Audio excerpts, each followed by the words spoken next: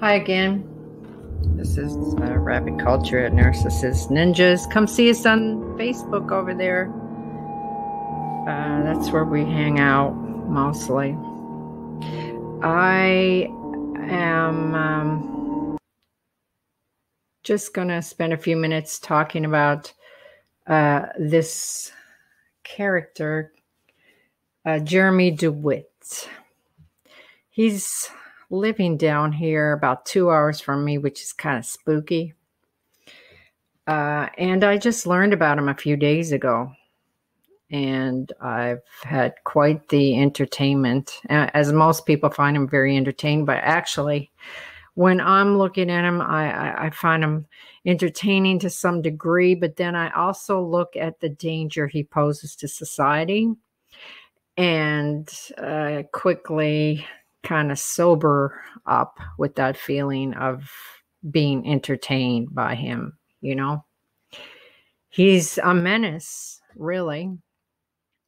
And he's just an excellent example of a narcissist who, we can't, not that he's a narcissist, we don't know that, right? We can't diagnose that. Traits. He has certain traits that make him appear to seem like possibly, maybe, allegedly, perhaps he could be a narcissist. And for example, if he was a narcissist, he would love the courts because narcissists love the drama, love the police, love to call the police on people. Not that you should never call the police, because when you're in danger, you need to call the police.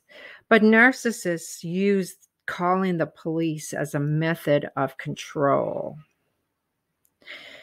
And they also use, we can see in our, what's going on in the world these days, that also litigation is a method of control. And when you come before the court system, and the court system is not educated on narcissism, you got different types of people as judges, as lawyers, and all this stuff. And so narcissists tend to get away with more than the average person because they are so good at lying that they are believed. They are more dramatic. They will go to any length to invent evidence, to threaten people who try to come up and tell the truth. I mean, they just go, there's no end to it. Just absolutely no end to what they will do to make their image appear a certain way. And it's very disturbing. It's very, very disturbing because you think, well, why isn't a person like this in jail? Because they know how to do it. They know how to play the system. They know how to manipulate. And there's enough people in the system that are either narcissists themselves, or are just not schooled on narcissism, and they think, oh, give him another chance. He'll be okay. He'll get better. Sorry, not gonna happen.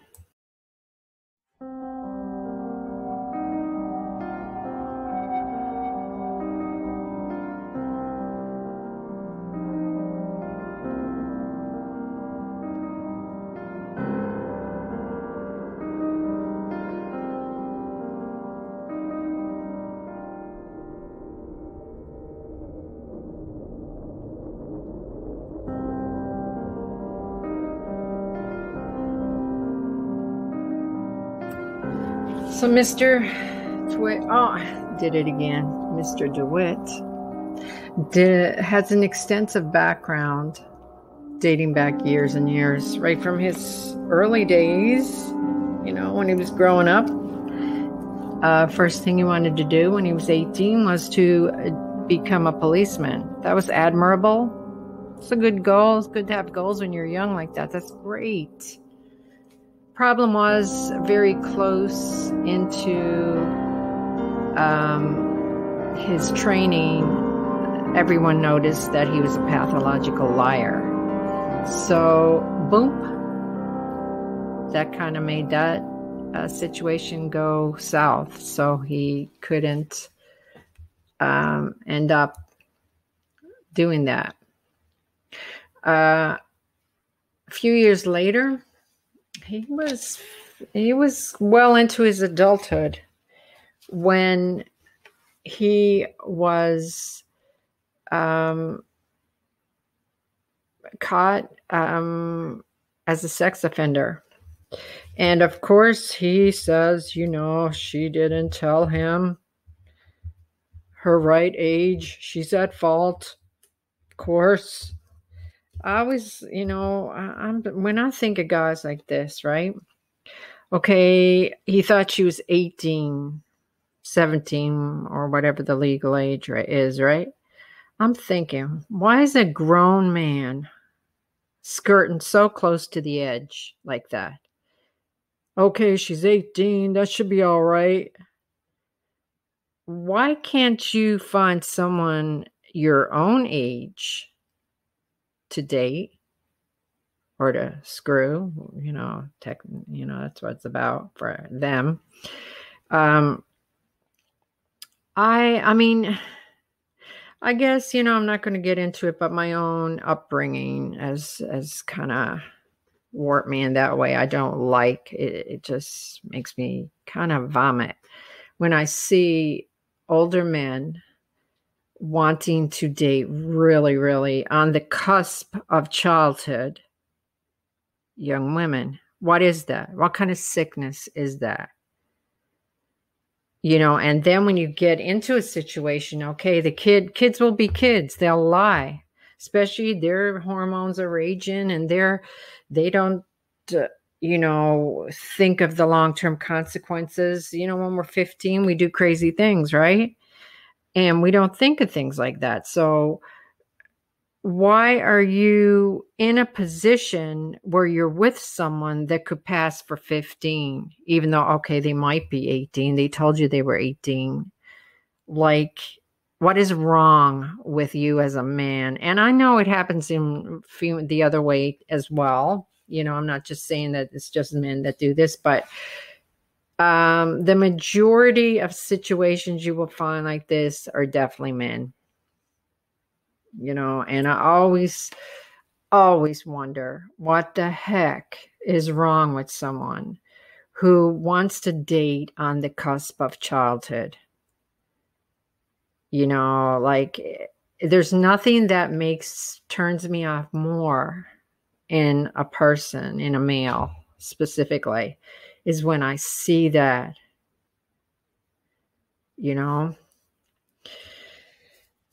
Anyway, that's my rampage on that. Jeremy has had a very unstable background in a very negative way. So one of his big things is that he likes to portray himself as a cop, but then he tries to convince the public and the police, when the police try to get him on it, he's like, no, I'm not trying to be a cop. I'll do everything I can not to seem like a cop. I think the guy is a little delusional. Or the other option is he's acting. I suspect that when he puts on that BS, I think he's acting. And he feels more authoritative than the cops. And I think it's because he was rejected from being a cop and then became a criminal right after, right? He couldn't kind of wrap his brain around that. So he has a weird now fascination about being an authority with a badge. And yeah, he has some good excuses, like he has a company and he's, he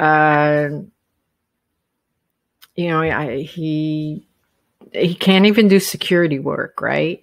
So he has a company that escorts funerals. Now, I never even knew. I guess I'm from smaller towns, and I never knew there was such a thing. Why do you need an escort? Just, bring the hearse. And I guess, we're in a bigger city. Yeah, I know. I'm naive.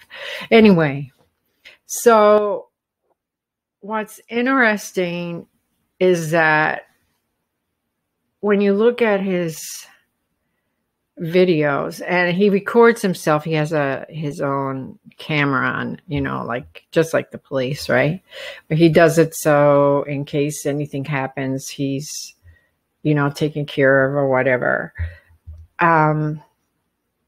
But everything in his presentation, in the way he talks to people, in the way he makes orders, and the way he presents himself on the motorcycle. I mean, everything is presenting himself as an authority. Oh, there's my bird. As an authority and as a policeman. So as he's present himself in court, what I noticed about him, and I'll put one of the links. I have a whole bunch of things to link below, and I will put a link of him actually in the court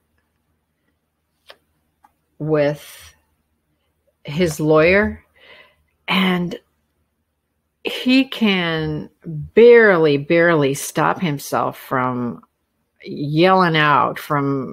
You can tell that he is so hyper that he cannot he literally, you can tell, you can just observe that he has no control, no regulation. And it takes the judge saying, if you don't stop it, you're going to be taken out of the court. And he quickly says, yes, I can do it. You can tell he's struggling to maintain control in the courtroom. And I don't think, to be honest with you, in my observation of him, I don't think he can help it.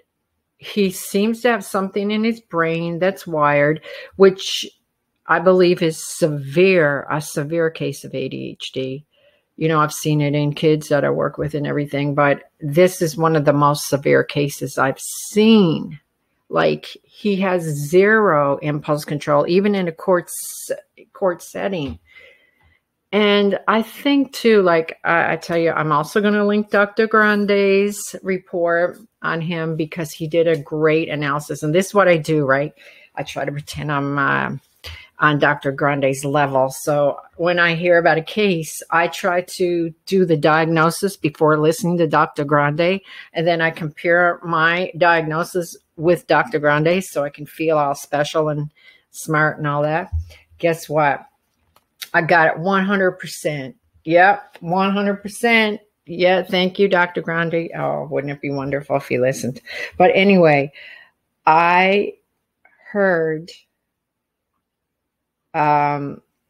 just in his voice, just in Jeremy Dewitte's voice and in his behavior, like for a while, he wasn't even letting his lawyer speak, and the lawyer, you could tell, was getting really aggravated. And finally the judge said, look, will you shut up? And she said it a little more politely. So Dr. Grande's final analysis, of course, he doesn't diagnose anyone, but someone with traits like him would be NPD, which is what I thought, narcissistic personality disorder, along with ADHD, a comorbidity. And that's exactly what I came up with. And I thought the case of ADHD was extreme. Like I said, very extreme. And it makes me wonder, you know what I'd like to talk to his parents. Get a little eye opener on his parents. Why didn't he get help when he was a kid? You can tell that he needed help a long, long time ago and didn't get it. And in a lot of ways, when you look at things like this, they're very sad. I mean, and I think that's another reason that narcissists get away with things in the court system, because people look at them and think, oh God, this is pathetic how this person is ending up this bad, right? And so I think they try to give them breaks, but unfortunately that don't help a person. Giving a person with narcissism breaks and a second chance and a third chance, it does nothing but make the illness and the personality disorder just manifest itself worse. So Sam Vaknin, who is a self-proclaimed and diagnosed a narcissist, has some groundbreaking work as well, and it's very interesting to read. I can't stand listening to his voice. It gives me the willies. However, I love reading his writing.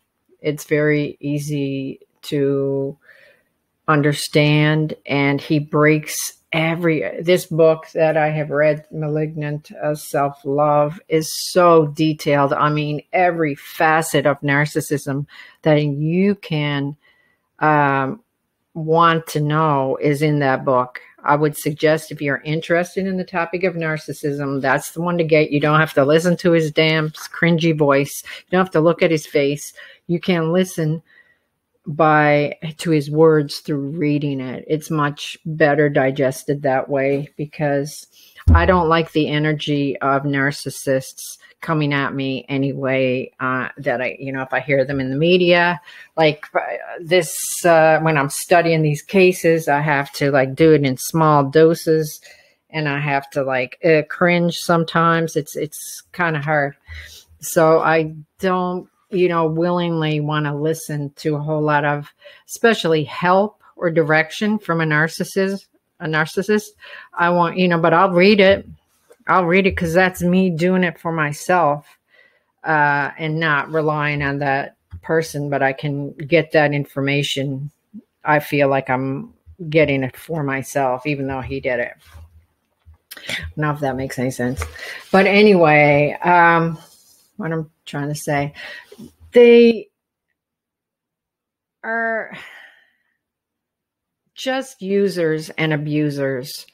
So when it comes to court, they simply, narcissists just put it on. I mean, they have no scruples, and they will not think twice about making stuff up, fabricating evidence, threatening people, silencing people. And as we see in a lot of cases, it ends up with violent ends. So you don't, play around with them. And this is not to say that you allow them to control you, but, of course, the best thing to do is just stay the heck away from them and not have to ever go into a courtroom with them. Have to have any legalities. Hopefully they're not your landlord. Hopefully they're not your business partner. These kinds of things where they have some kind of element of control over you. Just try your best to investigate before getting into any entanglements, so that you can protect yourself from these creatures. And that's all I can call them, really. It's kind of sad.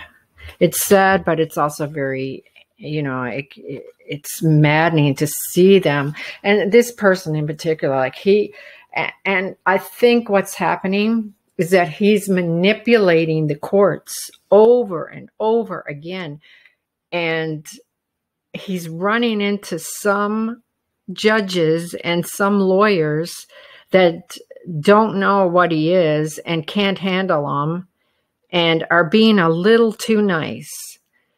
And the problem with the system is that because of the dramatics and because of the manipulations in court, sometimes they're more believed because a victim is either not present or it's not up to having that amount of dramatic display. And, if I can explain it correctly, just manipulators. It's beyond belief.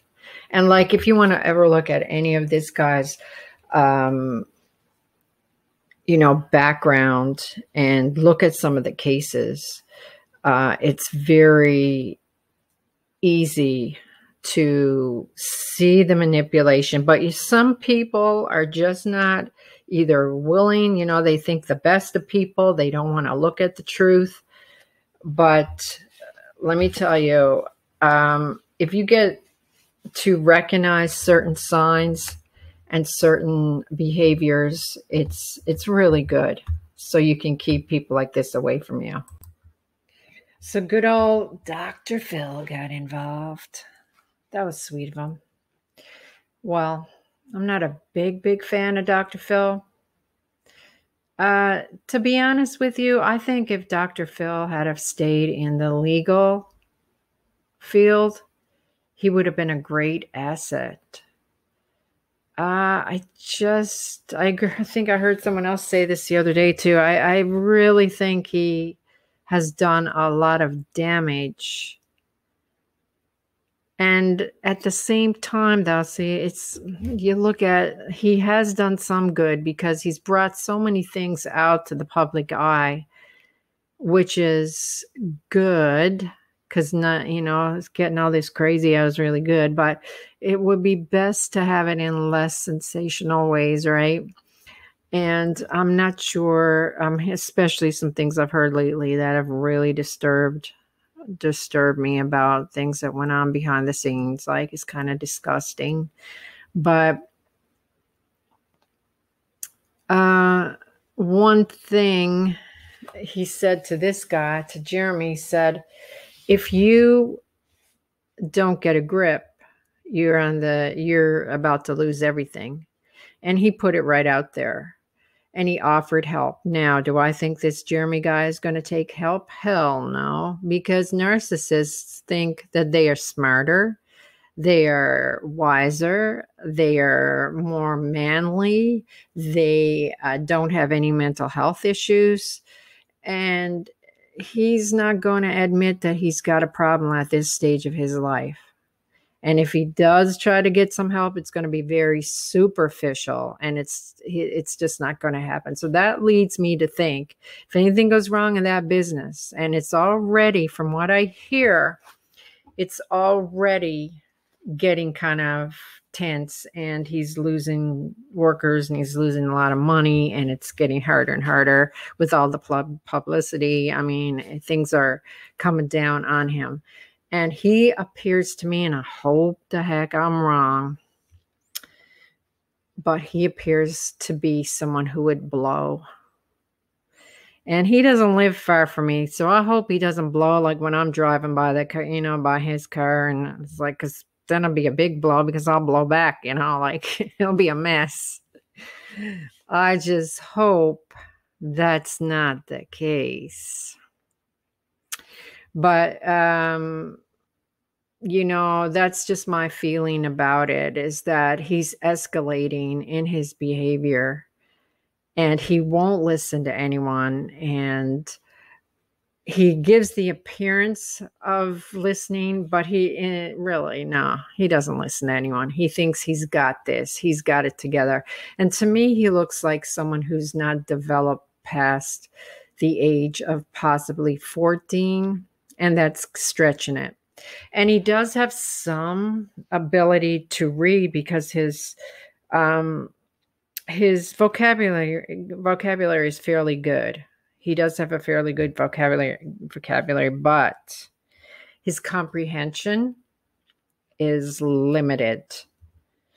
And he seems to have stuck on a certain level. And when you have some information and can read well and can say big words and can know a little bit about the law, but then you're stuck and you only know so much, then that's when you're almost dangerous, because you can, make it appear like you know what you're talking about. But anyone who has like some good knowledge knows that he definitely does not know what he's talking about. So it's one of those things. But listen, for you, what's good is that you look at some of these traits and you say, is there anyone in my life like this? Is it a landlord? Is it a co-worker? Is it a boss? Whatever. And if it comes down to it, and if it comes that you have to deal with someone like this, learn some ways of doing it. But the best thing would be is to get away from the person altogether. And also, if you see any of these types of red flags, stay the heck away from them. So if you have a narcissist in your life, get them out. Legally, of course. All right, have a good night. Talk soon.